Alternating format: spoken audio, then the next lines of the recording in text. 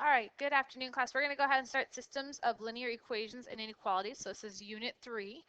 Today we're going to do sections 2.1 and 2.2. And the learning targets for the section are to solve system of equations by graphing, substitution, and elimination. So, solving systems of equations. We have an example at the top. It says the initial cost for Travis and his band to record their first CD was $1,500. Each CD will cost $4 to produce.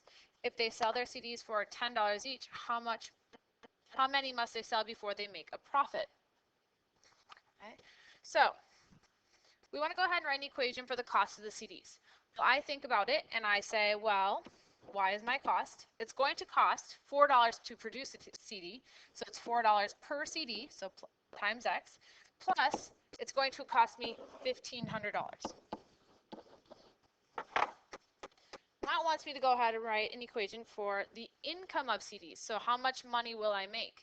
Well, it says I will make $10 per CD. So $10 per CD, so per means multiply, so 10 times x. Then, if you were to go ahead and graph these two equations, you would get the following, okay? Here is my equation for the cost of CDs, and here is my equation for the profit that I would make. So it wants to know, what does this point of intersection represent? Well, it's the break-even point. Exactly at that point, it's when I have sold enough CDs that I don't owe anybody any money. Okay, so it's where the cost and profit are equal. So to figure out how many CDs I would need in this situation, I would need to sell 250 CDs to break even.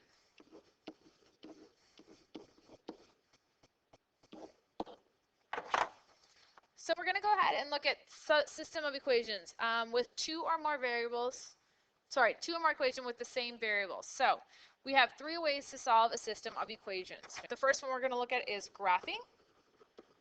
The next one is substitution. After that, we have elimination. Those are our three basic types of solving systems of equations. Okay, when we solve, we have different types of answers. So the first one is that we could have one solution. Like the example above, that had one solution, and that is where the graph intersects. Another answer is that there could be none. So if I think about it graphically, when would I have none? Well, when the lines don't hit ever. Well, when do lines not hit? Well, when they are aligned, the lines are parallel. Okay. And then my final option is I can have none, one, or many. So I could have infinitely many.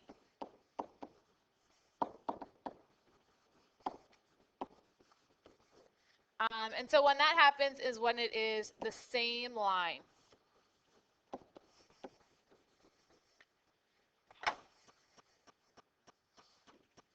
So here's some things we need to look at. Here are our options. Here is one option. It's when it's consistent and independent. There's only one solution.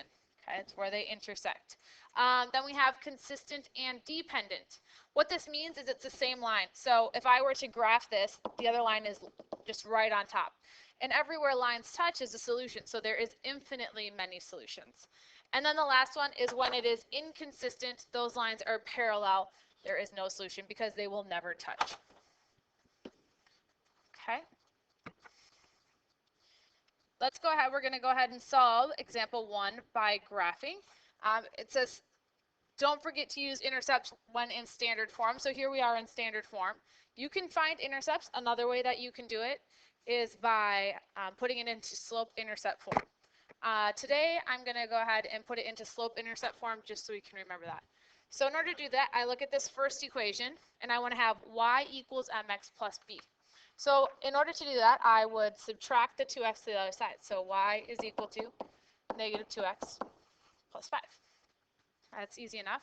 Now I go ahead and look at the next one. I want to get y by itself. Well, I think I need to get rid of x, so I would add x to the other side. Then I need to go ahead and divide everything by a -1. Now I can go ahead and graph. This first equation I will do in red. I look at it, I see my slope-intercept form in my y-intercept is 5, so I plot the point 5. And my slope is -2/1, so I go down 2 to the right 1, down 2 to the right 1. And especially with graphs, for finding the solution, I would recommend finding all the points for the line. It will make finding your solution much easier. So what I mean is, do the points all the way across the graph. Okay, now let's go ahead and graph my second line. I'm going to do that in green. My y-intercept is -1, so I plot -1. My slope is 1, so up 1 over 1, up 1 over 1. Once again, do the points all the way across the graph, please. It will help you find solutions. And now we need to find the solution. Well, this one, they are intersecting at this point here. This is the ordered pair, 2, 1. So my solution is 2, 1. Okay. Part B. Let's go ahead and look at that one. I would look at this and I would say, well, I'm going to go ahead and put them into slope-intercept form again. So this top one, I would subtract 5x to the other side, so I would have 4y is equal to -5x plus 7. Then I would divide everything by 4.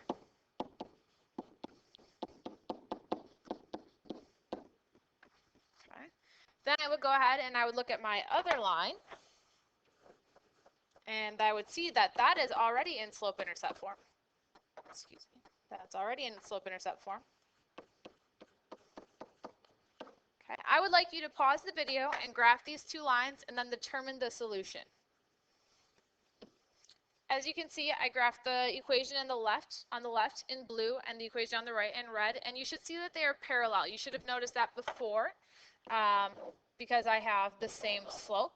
And when I have the same slope, they will never intersect. So in this case, there is no solution.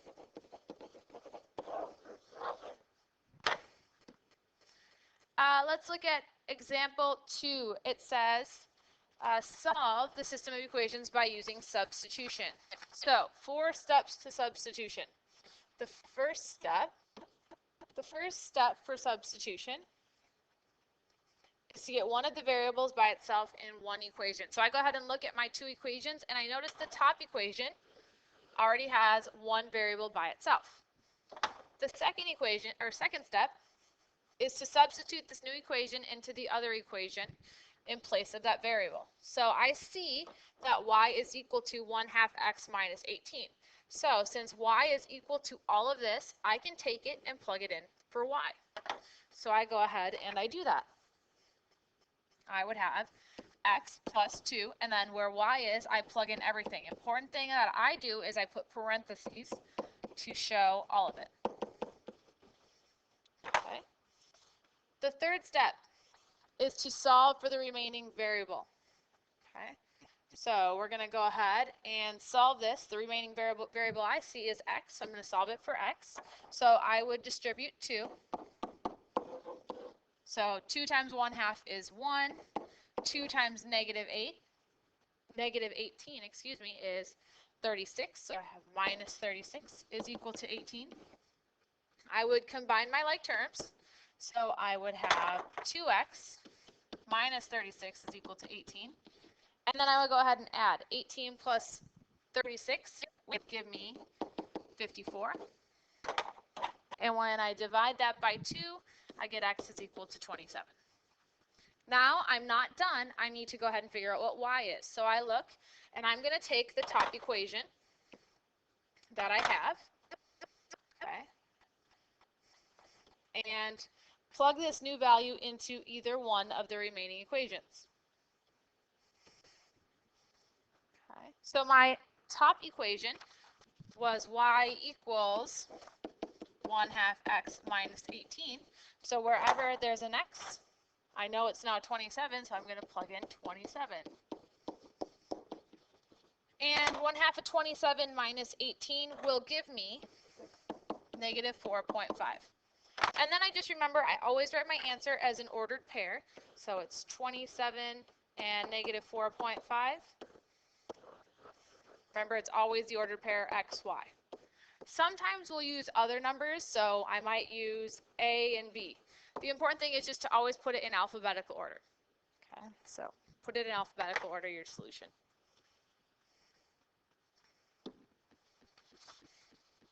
We're going to go ahead and stop right here.